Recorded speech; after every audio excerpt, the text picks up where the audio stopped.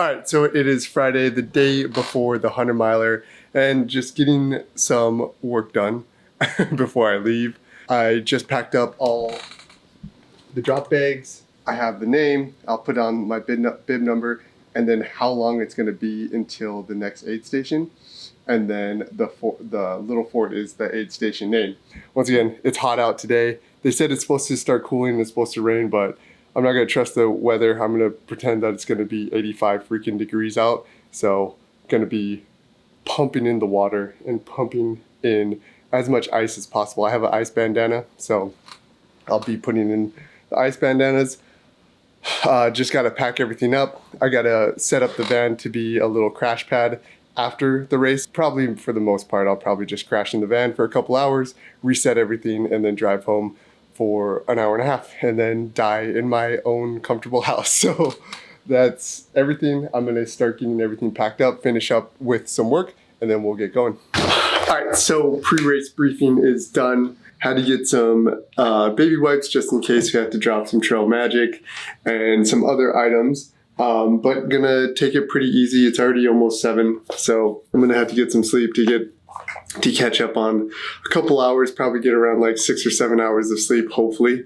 I still have to do a quick little shakeout run, so probably only gonna go like 4 miles with a little bit of strides because my legs are like, I can tell my legs are pretty freaking tight from all the driving and standing around today. But let's get this little shakeout run done and start shoving some food in my face and then get to fucking sleep. All right, let's go. It is around 2 a.m. just having a couple bagels. So I got only about like 5 or 6 hours of like very interrupted sleep. I'm like pretty pumped up about this race for some reason. I'm not sure, but yeah, I haven't been this pumped up about a race for a very long time, which is super exciting. Yep, 2 bagels, Red Bull, maybe a little bit of coffee, and then we're gonna get the fuck out of here and start this race. All right, let's go. All right, so here we are again in the back of the van, just waiting. So I'm about an hour early. It's 3 a.m.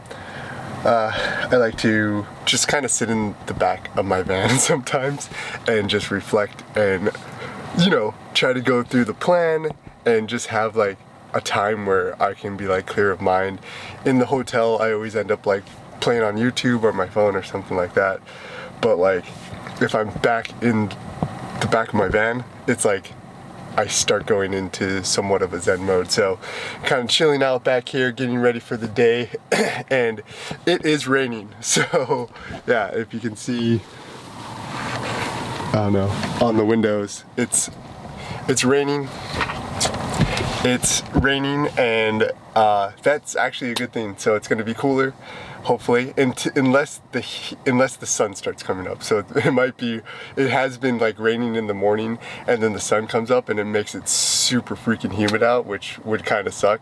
But at the very least, it's gonna like cut down on the pollen, and I'm super excited about that. So hopefully that'll help out my freaking lungs, and hopefully it'll cool off the day. I think it's supposed to rain up until like 12 a.m. today, and then after that, the sun's gonna come out. Hopefully it stays overcast so it doesn't become a huge humidity zone, but if not, we'll just slow down a little bit, you know, deal with all the heat and just like chill out until the sun starts going down, and then we can start pushing again.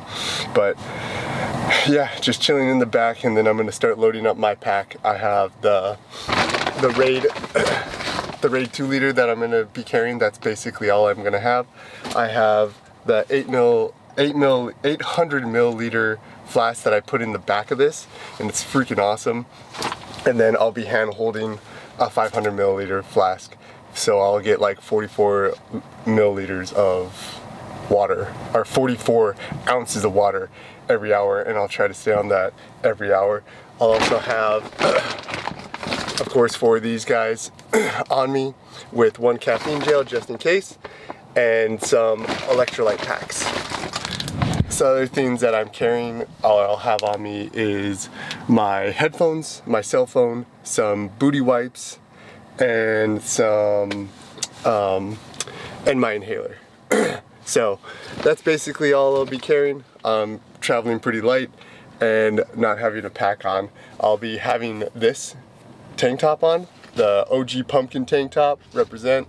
And I will also probably strap this to the back of my, I'll probably strap this rain jacket to the back of my pack. There's these little pull straps right here, and I've actually strapped my rain jacket to them multiple times, and it works out pretty well. I can also pop off my shirt and strap it to those also, so that has been working out pretty well. So I'll make sure that I carry that just in case I need to take it on and off. And then if I ever need to drop that, I have a couple other windbreakers and cold weather gear in the drop bags if I want to get rid of that, or it's like fumbling around too much. But yeah, I mean, I'm just gonna chill out and then get ready for this race. All right, see you. Nice.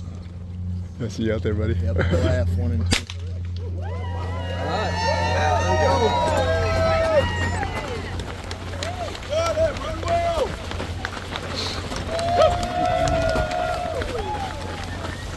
All right, we are 13 miles, 13.65, 2 hours, 27 minutes. Moving at a good clip. We just went up a mountain on a single track trail, and it's been raining this entire time, so it was very slippery. I had to go very slow up and very slow down.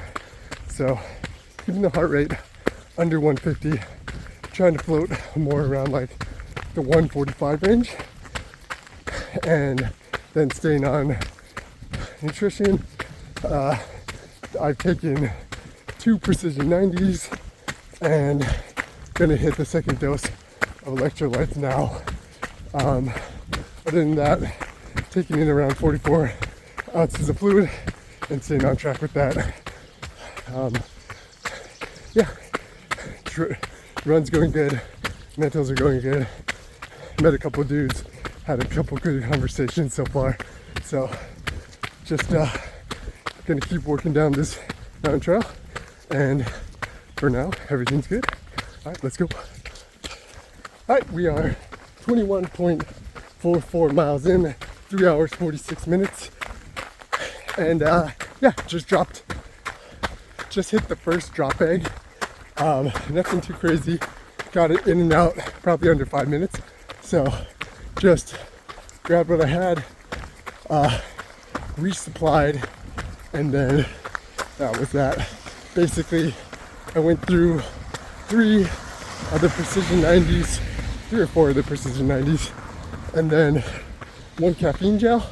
I took that at that aid station, and then re-upped on my electrolytes. So staying on it, and yeah, I mean, I didn't have to take much time there. I'm still feeling pretty good. I know I'm probably gonna have to change my socks because it has been non-stop raining. So probably change my socks so later on in the race I don't get trench foot or whatever. Oh, there's a dead bird. Yeah, so whenever I hit one of the drop bags with my socks, I'll change them, and maybe in the later half I'll take a little bit more time at the aid stations, but if I don't need it, I won't lollygag around the aid station. So keeping the heart rate right around 145, and we've just been bombing down these country roads. All right, let's go. All right, we are 33 miles, 33.32 miles, 5 hours, 59 minutes, and just working my way up this little hill. Legs are starting to get a little beat up, so moving a little bit slower, but still grinding at that like 145 heart rate, and then walking up the hills where I need to, still maintaining that like 145 while I'm like hiking. And then just hit another aid station 4.1. So now we're going up, and then we'll turn around and hit that aid station again, 4.2. So we have like 15 miles, 15.15 miles of just regular aid stations and water aid stations, and then we'll be able to hit our drop bag again. But you know, still feeling pretty good. I mean, stomach's a little, I think I've been taking a little bit too much electrolytes because I'm starting to burp it up, and it's like super salty burp. So backed off a little bit, and I'll get back on now that the sun is coming up. But water's going good, nutrition's going good. I gave myself a 30-minute break with nutrition, and then I'm back on it now. So yeah, the sun's coming out, it's starting to get a little humid, so probably gonna have to end up moving a little bit slower anyways. But gonna keep grinding up this hill, and I'll check in later. We are 34 miles in, and we are on a single track now. So I thought this would be cool to show, because we already went through one little phase of this, going up that first initial climb, and now we are back on the single track, and these are slippery, and there's leaves on the ground, so it like hides the mud, so it's very slippery. So check this out.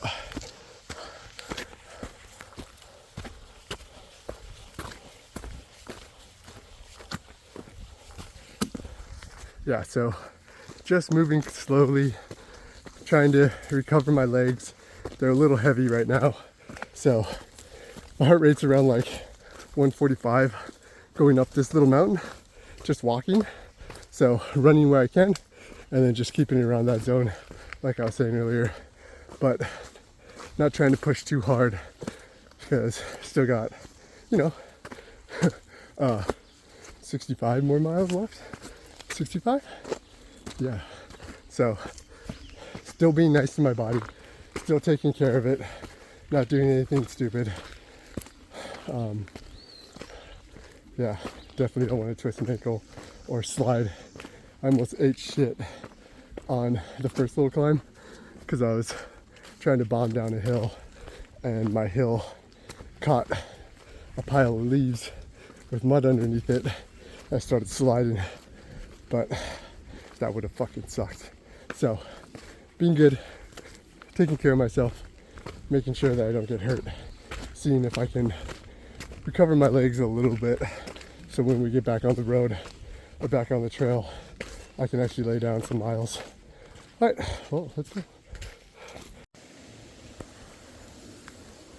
All right, we are 38 miles, 38.58, 7 hours, 7 hours, 11 minutes.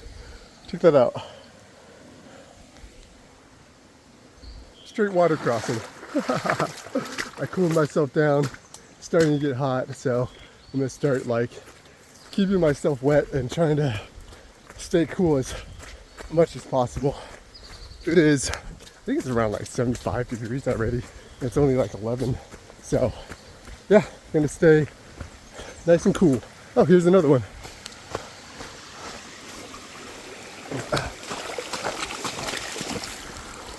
So just fill some water. Just slap this shit out of myself. Sun's back. Probably shouldn't get it in my mouth, but whatever. All right, let's keep moving. All right, it is 48 miles, 40.19. 48 miles, 0.19. 48.2 miles. Jesus Christ. 9 hours, 15 minutes. Just left the aid station, got my drop bag and my ice bandana. So yeah, it's starting to get really hot and humid. So really taking care of myself now. My stomach's being a little funky, but I'm still pushing in the nutrition and then leaving some trail magic a little bit, but nothing serious. Yeah, other than that, trying to stay as wet as possible, and then that's basically it. Nothing too crazy is going on. The legs are still tired, and I'm gonna go drop a dump.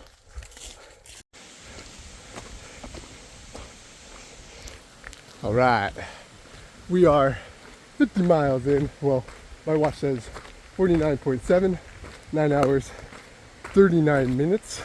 So I'm on course for a sub 20 hour, which is the goal for this year. I'm slowing down quite a bit, so probably not gonna happen. unless something switches over. So definitely, if I have to give my advice for the Old Dominion 100, uphill treadmill and only run on rollers. So find rollers in your community. They don't have to be trails, they don't have to be dirt roads, just whatever it may be, rollers and uphill treadmill. Because if you could keep doing these uphills, because they're probably around like 10 to 12% and they're aggressive for like miles. If you can do that and then not get fucking destroyed by them, you could run this fucking course fast. I have not done my uphill treadmill work enough, and I have not done my feet work enough. So definitely going to be working on those two things when I get back. Leg strength, once again, it's still an issue. So gonna have to work on the leg strength, but most of the course is going to look like this, where it's this, it's like a paved or like a gravel road, and then you run into some single track. We did a really long incline and decline up one mountain, and then a lot of this. So 100% uphill treadmill or sustained uphill running if you have like a big mountain or a big trail that you live by. Just go on there. If it's like a couple miles long, train on that motherfucker. Because, you know, if you could stay in zone 2 and your legs don't get destroyed, once again, you can run this course pretty fucking fast. So my stomach is still a little wonky. It might be because I'm hot as fuck. So I've been dousing myself in these little streams as much as I can. And then keeping up with the ice. So yeah, that's how the course is going. Those are the recommendations so far. We're 50 miles in, so it's all downhill from here. It's all downhill from here.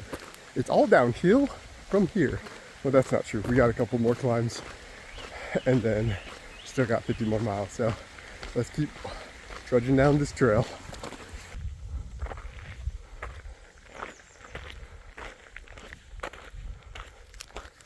Still going up. 51.6 miles, 10 hours, 9 minutes. Still going up. Exposed heat. Dying. I'm on this regular bus. I definitely should have done like a 100K maybe. I was looking back at my training and I was like, oh, I still have some stuff left in my legs, but I was progressing towards 100K and not progressing towards a 100-miler. But this is good training because it is showing me exactly what I need to work at. So I'm just gonna embrace the struggle bus. I got some suntan lotion, some more ice at the last aid station, and yeah, just taking care of myself, making sure that I don't get burnt to a motherfucking crisp and I don't heat stroke out here and just fucking die. So yeah, good learning experience. Gonna get a shitload of stimulus from this uphill bullshit and just like grinding through. Still running, still moving. Stomach is still pissing me off. I got an icy pop, which is fucking awesome, and some Gatorade. So I'm switching up the fuel sources a little bit, lowering the calories just until my stomach gets back to normal. Hopefully it shouldn't put me in a hole too much because I have been staying on it pretty well and I'm moving a lot slower. So shouldn't put me in a hole. And then water too. Every time I drink water, it makes me like have to shit and like fart like a motherfucker. So yeah, I'm freaking crop dusting the shit out of this trail. So gonna go embrace the struggle. I'm gonna go embrace the struggle bus, and I will check in later. All right, we are 64 miles, 64.96 miles, 13 hours, 34 minutes, and still on the struggle bus. This is the longest I've ever like been in a low place during a 100-miler. So every time I take a drink or eat something, I have to shit. So I've shit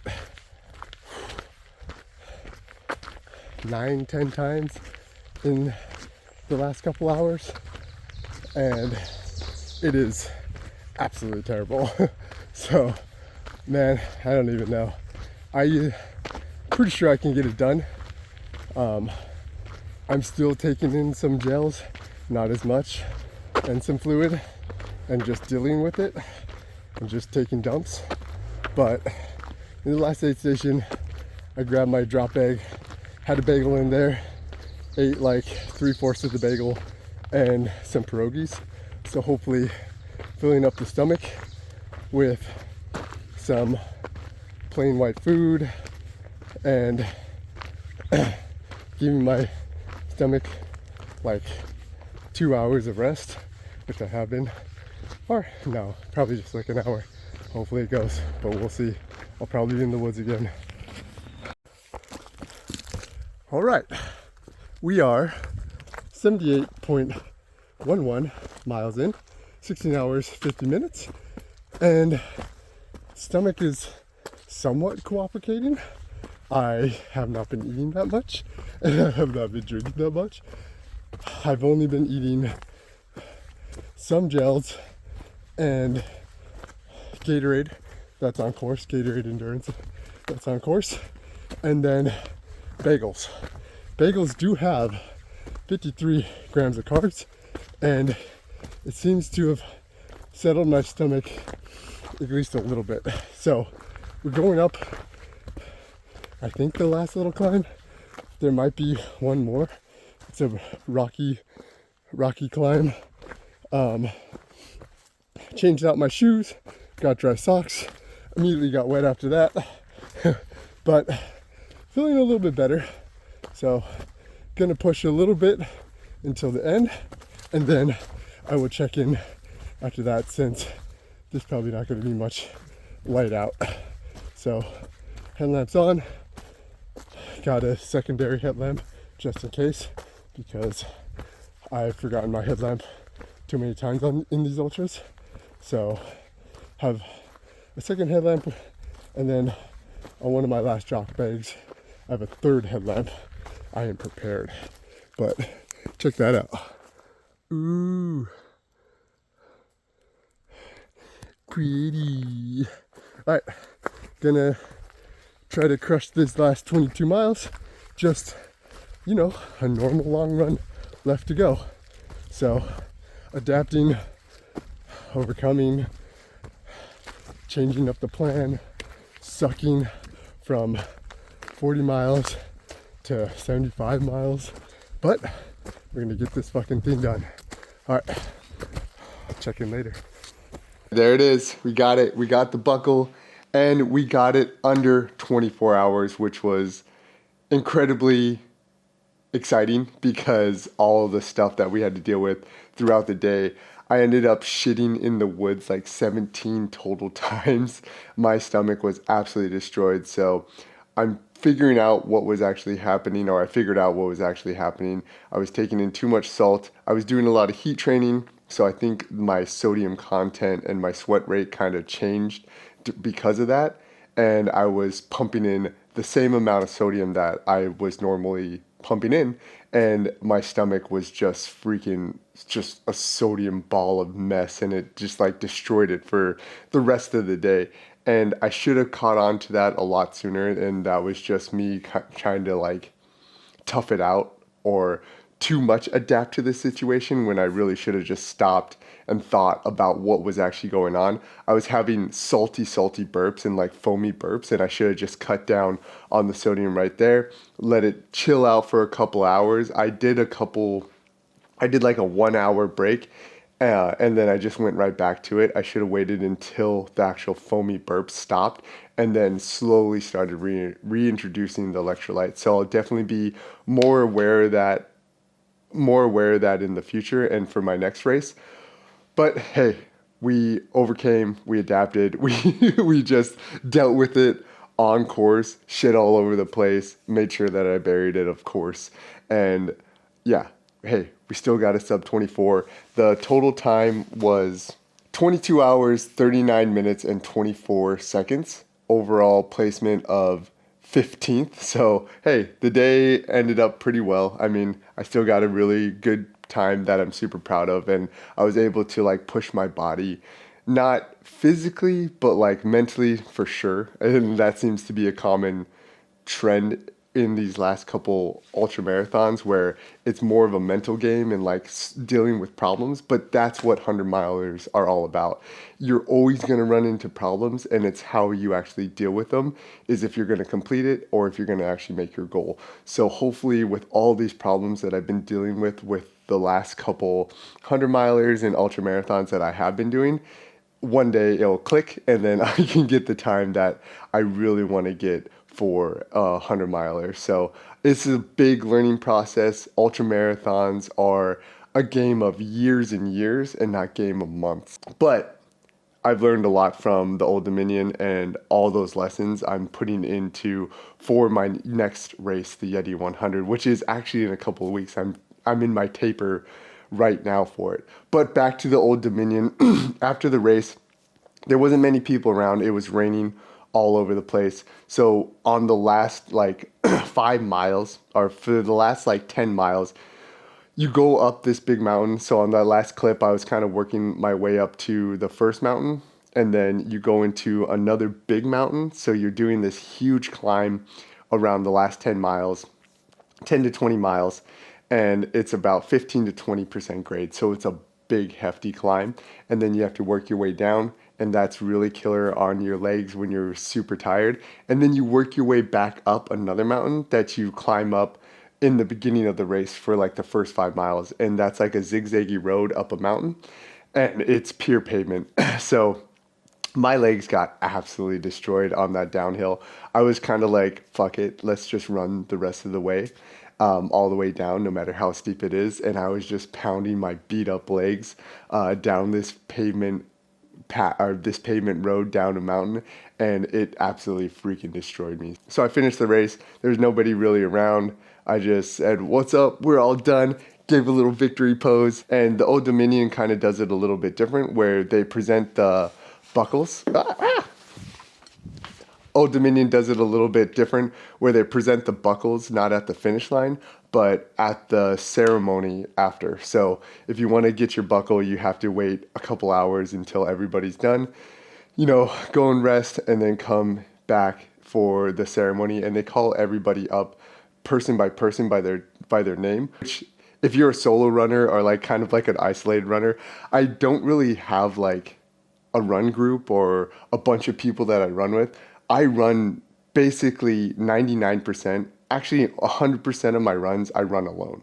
And it's only during races is when I'm like in the running community.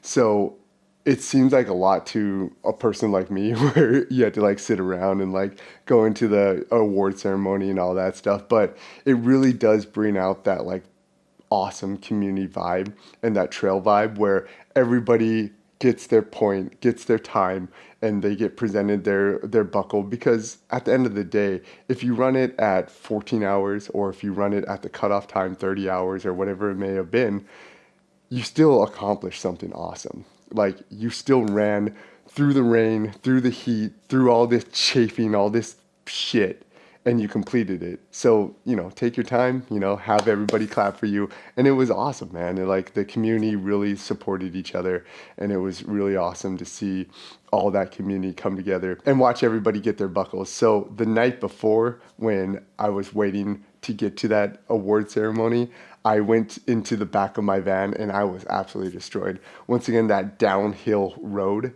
it like beat the fuck out of my legs. And I was laying in the back of my van trying to go to sleep.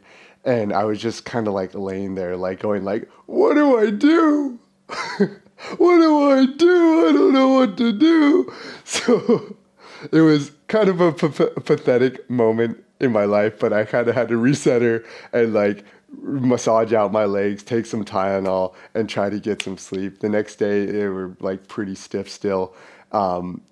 Once again, that downhill pounding just like beat the shit out of me. But it's super funny to like get done with all that mileage and then crawl in the back of a minivan with like candy just like strewn out all over the place and a Red Bull, and you're just laying there all miserable, just asking your legs like, what do you need from them?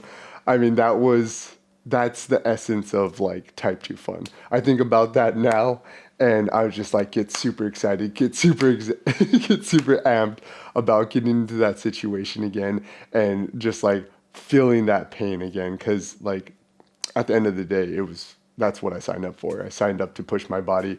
I signed up to get my ass kicked. And that's exactly what the Old Dominion 100 gave me. Other than that, I got out of this run pretty unscathed. Like there were no major injuries. I got a shitload of chafing though, all over my body. I was wearing a fanny pack for the most of the race. I was wearing a fanny pack for all of the race. And when I was cooling off in the pond, a lot of the sediment and the dirt was kind of going down into my body and getting stuck in the fanny pack. So all over my waist, I just have like these crazy chafing marks, and it went into my pocket where you could see a perfect outline of the chafing mark of my phone, where it was like a perfect square where just like dirt and sediment instead. My Franken beans were destroyed. I've never had those like actually chafed, but like, you know, the top of the Frank was just terrible. The beans were like destroyed. The backside was freaking destroyed. So in the future, when I'm cooling off on streams, I kind of have to be kind of tactful on where I'm putting that water, so then a bunch of sediment doesn't get into those areas, or make sure that I have like lube at the aid station so I can just like quickly put it on my hands and then swipe it on my waist. But other than that, the Old Dominion 100 miler was a success. We were able to get our fucking ass kicked once again. We were able to get a bunch more lessons, and it really highlighted the things that I had to focus on once again, and I've been really focusing on it for the Yeti 100 coming up in about 2 weeks. So super excited to keep on chipping away, becoming an average savage. Like, if fucking life gives you these shitty fucking lessons, or things keep slapping you in the face, or you keep having to shit all over the place, you trained really hard for this race, you did this, you worked really hard at work, and you know, people fucking slap you in the face, or kick you in the head, or you fucking absolutely just get destroyed. These are all lessons in life that we can take and put in our arsenal and make us better for the future. Like, none of this shit that actually happens in our life will ever fucking matter if you don't take it as a lesson. So good, bad, it just makes us better, and we can adapt, and we can continue to chip away, become average savage. Let's get out there and let's fucking get it. The Yeti 100 is in 2 more motherfucking weeks, and we're gonna fucking crush it. Let's go. Let's get out there and let's fucking get it.